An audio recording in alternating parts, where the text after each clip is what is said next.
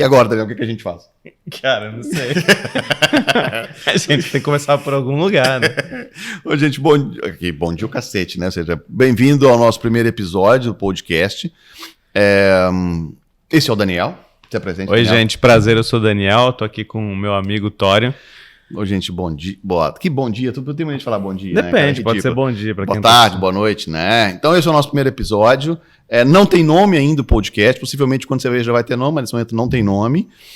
E tem um fato muito legal que é, eu e o Tório, a gente já viajou bastante. Em 2010, a gente conheceu o primeiro podcast de educação e a gente falou assim, saindo de lá do primeiro podcast, cara, vamos montar um podcast para falar sobre educação, vai ser incrível. E tá aqui, estamos começando bem no tempo, como uma startup mode, 11 anos depois, tá aqui nascendo um podcast que não tem nome ainda. Só 11 anos Então, depois, bem um rápido. pequeno delay, uma pequena diferença, Muita né? bagagem para falar durante 11 anos aí. Mas essa é a ideia da gente discutir um pouco sobre educação, né, Daniel? Acho que a grande ideia é essa, porque acho que grande parte da nossa história, muito de quem conhece a gente, sabe que a gente executou muito das inspirações e conversas que a gente teve por aí. E a ideia é esse podcast a gente começar a reunir um monte de gente que inspira a gente ou que são histórias legais para poder trazer para vocês e inspirar para que vocês também executem esse tema tão legal que é a educação, né? Educação Ou não, transforma. né, também. Ou fale que é Pra tudo passar uma o merda e não tempo executa e porra. pronto, não faz nada e só usa esses 20 minutos pra você fazer alguma coisa legal. Né? Tá andando, não tá fazendo nada, faz isso. E o que a gente vai falar no primeiro episódio? Não sei, você decide. Não. Você aí, manda agora seu tema, daqui 11 anos a gente vai gravar o primeiro episódio. Não, acho que pra a gente você. tem que. Não tem jeito de a gente fugir do básico, né, Daniel? De falar do que vai ser educação agora, né? Do que a gente imagina de educação agora, né? Acho que antes de falar de captação, a gente fala de captação no outro episódio, mas eu acho que agora a gente tem que começar falando, cara, o que você imagina que vai acontecer pra frente sem fazer propaganda? Não, sem fazer. Sem fazer gente, eu propaganda. não falei nem onde eu trabalho, então eu sou o Daniel aqui na pessoa física. Também, né? Aqui não vai ter propaganda, mas o que você imagina que vai acontecer? Cara, é difícil prever, acho que tem muitos papas aí na educação, né? A gente Sim. tá falando do Vianney, do Rion, do Thor, então Sim, assim, não, os só papas não. e os oráculos da educação é que vão dizer pra gente, mas eu vou dizer o que eu penso. Primeiro que grande merda, né? A gente nunca imaginava que ia passar por isso, mas em 2021 foi o ano da menor taxa de inscrições no Enem. Isso acho que é um importante ponto pra gente Sim. pensar na educação. No meu ponto de vista, sendo bem sincero, e tomara a Deus que tudo se converta para isso, a gente vai passar a ter agora a pandemia minimizando, os mercados abrindo, a educação voltando, e acho que alguns fatores vão acontecer. Eu acho que o preconceito por ensino online deixa de existir, Sim, embora sim. o mercado ainda não veja tantas opções que tenham cativado a eles. Então acho que esse é um ponto importante. Eu acho que no final, tem público para todo mundo. Eu acho que você vai ter, nesse processo, você vai ter um público para quem quer assistir aula presencial e ele precisa da aula presencial porque é só assim que ele aprende. Nós vamos ter um público que aceitou o ensino híbrido, misto, que ele entendeu que isso funciona, que funciona para ele, e vamos ter o público para o EAD. Eu acho que eu não consigo cravar, agora vai ser assim. Não tem nem essa ousadia de falar um negócio desse, entendeu? O que eu acho só que pode acontecer, o próprio ensino presencial, que é essa movimentação para o ensino híbrido, a escola tende a se... E aqui, gente, eu tô falando de ensino superior, não tô falando de ensino primário, nem ensino básico, tá? A escola tende a se transformar num grande hub de encontro para outras atividades que não é sentar lá e ficar 60 minutos assistindo aula. Isso eu tô olhando num horizonte de longo Tudo prazo, bem, tá? mas eu ainda acho que você vai ainda ter aluno que quer consumir este Sem produto dúvida. de 60 minutos de aula e de 90 minutos de aula e ter o professor na frente dele e ter o conteúdo jogado na frente dele. Eu acho que não é tão... Acho que a gente aprendeu uma mudança, mas eu acho que ela não é tão radical. Não é assim, agora cravar, agora vai ser assim. Entendeu? Não, concordo. Eu também acho que é por aí. Um outro ponto que eu não sei se você pensa também... Não, eu não penso. Não pensa. Por isso que a gente está aqui hoje. Eu acredito que um dos fatores que pós-Covid vão dar uma grande mudança no mercado é também a entrada de mais jovens no ensino superior online. Eu acho que isso Sim. muda drasticamente Sim. a maneira de fazer ensino online. Sim. O ensino que a gente conhece online, a idade média lá 32, 33 anos, já estima-se que a gente vai ter mais 60% de inscritos vindos de alunos mais jovens no ensino superior. Isso muda a maneira. Não adianta a gente comunicar para o aluno jovem da mesma maneira que a gente comunica para o Tório, que é um ancião, um cara de idade. Sim, A gente tem que sim. comunicar diferente. Sim, cabelo branco. Exatamente. Sim, Daniel, eu concordo nesse quesito com você.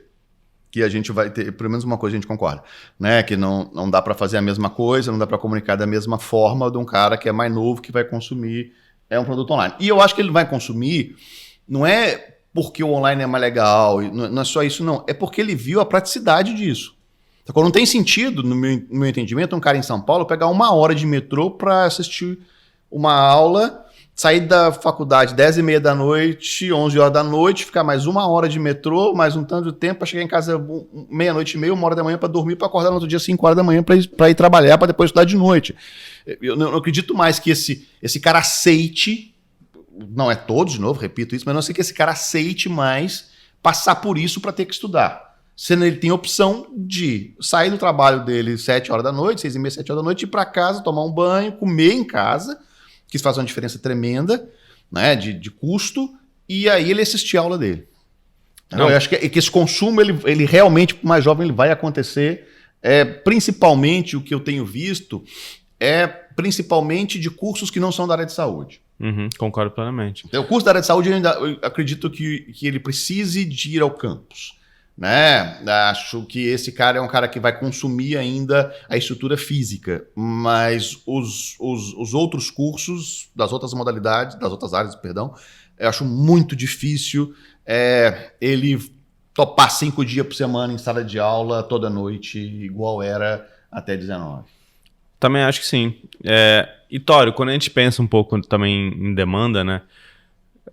Pós-Covid, aí a gente está falando a partir de 2022, a minha estimativa, o que eu penso, né? Acho que economicamente a gente ainda passa a ter no Brasil uma depressão, né? A gente está vivendo um cenário de maior número de desemprego e fome no Brasil. Sim. E aí a gente está falando aqui de educação geral Brasil. A gente não está falando de educação elitista, Ivy Leagues brasileiras, não. Em geral, o Brasil passa por uma crise e as famílias ainda têm que escolher entre comer e estudar. A gente sabe que o acesso à universidade pública não é para todo mundo. As escolas particulares também tem um papel super importante na educação no Brasil, mas a gente ainda passa por um cenário econômico. Então isso para mim é ruim. Isso afeta decisivamente as matrículas para 2022. Sem propaganda, mas o que eu percebo é que a questão sanitária está se resolvendo. Né? Acho que as pessoas têm, mas existe a questão econômica ainda para se resolver. E essa questão econômica, ou seja, não quer dizer porque agora abriu o camp, porque abriu as unidades, quer dizer que o aluno vai voltar, porque ele não tem grana. E quando a gente olha o histórico do Brasil, né, os momentos de crise econômica, a educação sempre tende a, mesmo em períodos de pujança, a educação tende a ter uma queda, e depois que ela volta a subir. Então a gente está falando de um horizonte de 2 a 3 anos até a gente voltar a taxa de convencimento das famílias a voltar a se educar. Embora tivemos lá 3,5 milhões de inscritos no Enem, a pior taxa nos últimos anos, 40% de queda. No meu ponto de vista, isso foi um adiamento de decisão de muitos alunos. O aluno que não prestou o Enem em 2021, ele não foi trabalhar ou não está estudando numa particular, porque a gente vê que as taxas de matrícula das particulares não cresceram. O aluno que não tomou a decisão em 2021, pode ser que ele tome em 2022. O meu prognóstico é que o número de inscritos em 2022 será superior a 2021 no Enem. Claro que não vai ser 5 milhões. Mas ele vai ser acima de 3,5 milhões. O que eu acho doido, Daniel, dessa história do Enem, e é uma pena o Vianney não estar aqui para ajudar a gente. Mas... O Vianney está aqui, em espírito. O Vianney e o Rion estão em todos os lugares quando a gente fala o nome deles. Uma pena que o Vianney não está aqui nesse momento, né? O Rion está, porque ele sai do corpo. O Rion tá aqui. Né? Então, mas o Vianney não está aqui. E o Vianney aqui é muito bom para falar isso, quem somos nós para isso. Mas o que acontece? Você ter essa quantidade de inscritos do Enem, a gente vai pensar que ele não só não decidiu ir para particular, ele decidiu ir para pública também. Porque ele não tem condição de estudar. Exato. Economicamente, ele não tem condição de estudar. Então, isso vai ser um impacto. Demora, igual você falou, demora 2, 3 anos para a gente voltar a um nível... normal que a gente tinha. E em 2022 a gente tem um ano de eleição, um ano eleitoral que independente do cenário A, B ou C, muitas das decisões tomadas na eleição ali do próximo presidente que nós elegemos vão ter políticas educacionais diferentes, o que vai acelerar muito mais a retomada ou diminuir muito mais a retomada, então ou desacelerar a retomada. Nós somos muito velhos, né? Você lembra quando a gente fazia campanha lá e a gente discutia que esse ano tem Copa. E aí como é que você mudava a captação em ano de Copa é um inferno. Eu odeio a Copa do Mundo, foram os piores momentos de captação da minha vida. Sim, eu não sei, porque o brasileiro ele para pra assistir futebol, ele não toma decisão. É muito doido isso, porque a volatilidade de tomar decisão por causa de um. Sim, um agora ano que vem a Copa é em dezembro. Exatamente. Então vai ser melhor. Né? Nós estamos em Dubai hoje, Daniel, né? O Daniel veio aqui passar uns dias com a gente. A gente vai visitar algumas instituições aqui, tá vindo um grupo grande pra cá. Mentira, gente, isso aqui é um chroma key. A gente tá aqui na BRN, o Tório fica falando que tá em Dubai. Esse podcast tá sendo gravado na BRN. Nova Lima. Esse podcast ele tá sendo gravado sempre no mesmo lugar, a gente vai fingir que tá em algum lugar do mundo. Não, hoje a gente realmente tá aqui. Agora são 1h da manhã no Brasil. Mas sinceramente, eu acho assim, que é um mercado... Vai ser difícil, mas a educação ela tem opção para todo mundo. Eu acho que isso é que eu entendo bem. E você sabe uma coisa que eu acho que pode ser uma grande oportunidade a partir do cenário de 2022? E de verdade, gente, eu realmente acredito, eu acho que uma grande solução para um momento de crise econômica ainda são os cursos técnicos, cara. O curso técnico tem um alto poder de empregabilidade, ele é rápido, ele coloca o cara no mercado de trabalho. Sim. Eu acho que a gente pouco fala e a gente renega isso no mercado. Concordo com você. Eu acho que eu vejo uma tendência de formação de grupos educacionais focados em curso técnico, de verdade. É engraçado, André, porque a consolidação no ensino superior, ela aconteceu, todo mundo foi, temos, sei lá, umas 10, 15 companhias listadas em bolsa, aquela história toda, mas sempre eu escuto, nos últimos 6, 7 anos, a gente sempre escuta, não, ensino primário é o próximo. É lógico, Televa tá aí, Saber tá aí, isso tá acontecendo nesse Baema, nesse nível, ou seja, já estão listadas, Saber, né, Televa ainda não, mas possivelmente esse ano, o ano que vem vai listar. Todas essas a gente sempre escuta que vai acontecer, mas a gente nunca viu chegar, né? Ou seja, nesse nível de construção é igual superior. O tecnólogo em 2010, que começou lá o tecnólogo, aí lembra da surgimento do IBTA, vamos lá, tecnólogo. Tecnólogo agora, se você falar trabalhou lá, trabalhei lá. O tecnólogo naquela época era tido como uma grande mudança da educação brasileira, os colégios brasileiros. Verdade. O tecnólogo hoje responde por, sei lá, 30, 35% das matrículas no Brasil.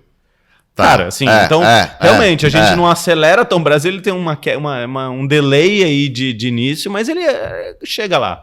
Eu realmente acho que o técnico pode ser uma boa opção, principalmente para quem precisa de empregabilidade rápida. E aí, mas você falando do delay, né, Daniel, do Brasil, mas deixa eu dar uma opinião de quem está operando fora, né? Nós estamos operando fora, tem cliente na Ásia toda, Estados Unidos, México, mas assim, e sem fazer propaganda, não podemos fazer propaganda, né? Mas o nível dos profissionais no Brasil, e aí acho que isso é uma coisa que eu sempre falo com todo mundo que eu conheço, é muito mais alto do que isso tem fora do Brasil. Então, mesmo falando que tem um delay no Brasil, tem um delay e tudo, cara, mas o nosso nível no Brasil, de pelo menos os planos que eu conheço, de captação, de retenção, dessa história, é muito mais alto do que fora. Não, e de verdade, tem um pouco da competição. E eu vou dizer que essa opinião eu compartilho plenamente. Eu acho que se a gente olhar, não muito... Vamos lá, o mercado educacional ele abriu no Brasil em 2010 com o Paulo Renato. Não, muito antes. Não, mas ele começou a abrir em 2010 com o Paulo... bobagem, não, cara, 2002. Tá bom. 2010 com o Paulo Renato, depois que o Paulo Renato... O Renato tinha morrido em 2010. Não, desculpa, eu tô falando 2010 não, é 2000, anos 2000. Nos anos 2000 o Paulo Renato abriu e tal, o mercado é muito recente, 21 anos. Eu acho que de 5 anos para cá, a safra de profissionais no mercado de educação é muito boa. E eu acho que isso é um mérito, vou falar, de Vianney, de Rion, da Max Foredu. Eu realmente acho que vocês ajudaram. E de verdade dos grandes grupos, porque até 5 anos atrás, a gente começou um movimento de contratar pessoas de outros segmentos para trabalhar em educação. Sim. Essa galera foi formada em educação, aprendeu a fazer educação, que é uma coisa totalmente diferente. Apaixonada, e essas pessoas boas estão formando pessoas novas. Então, assim, eu realmente acho que há 5 anos atrás, o máximo de discussão que a gente tinha era custo de captação por aluno e quanto custava comprar uma faculdade, quanto você pagava por faculdade. Hoje, o nível de discussão de inbound, de churn, de engajamento, de número, assim, é de alto nível. Então, eu realmente acho que... E é um nível mais alto do que no mundo, sendo muito sincero. Pelo menos do que a gente opera, é muito mais alto. Né? Nós estamos muito na frente. Nós estamos até na frente dos Estados Unidos. Lembra? A gente ia para os Estados Unidos para ver como é que era e copiar o modelo deles, sei lá, 12 anos atrás, 10 anos atrás. Hoje o Brasil está tranquilamente uns 3 a 4 anos na frente da maioria dos países em questão de captação. Hoje realmente a gente recebe mais convite para falar sobre educação como a gente faz no Brasil do que a gente vai até outros mercados para aprender, né? Isso é muito doido. Mas, Tório, eu aprendi uma coisa aqui em digital e podcast, que é o seguinte. A gente está chegando aqui num tempo desse podcast que a gente que a gente precisa lembrar que a partir de 2022 vai ter um cenário de cataclisma em captação de alunos. Vai ser muito, muito diferente do que a gente está pensando. Mas a gente não vai poder falar disso aqui. Só no próximo episódio. E se você gostou, continua aqui e ouve o nosso próximo podcast, certo? Certinho. Então tá bom. Beijo. Beijo, obrigado por vocês estarem comigo, com o Tório, com o Vianney e com o Rion aqui. Obrigado, Rion e Vianney, estarem aqui com a gente. É um prazer estar com vocês nesse momento aqui. Um grande beijo. Até o próximo. Captação 2022 Cataclisma. Ouçam o próximo podcast. Um beijo. Tchau. Tchau.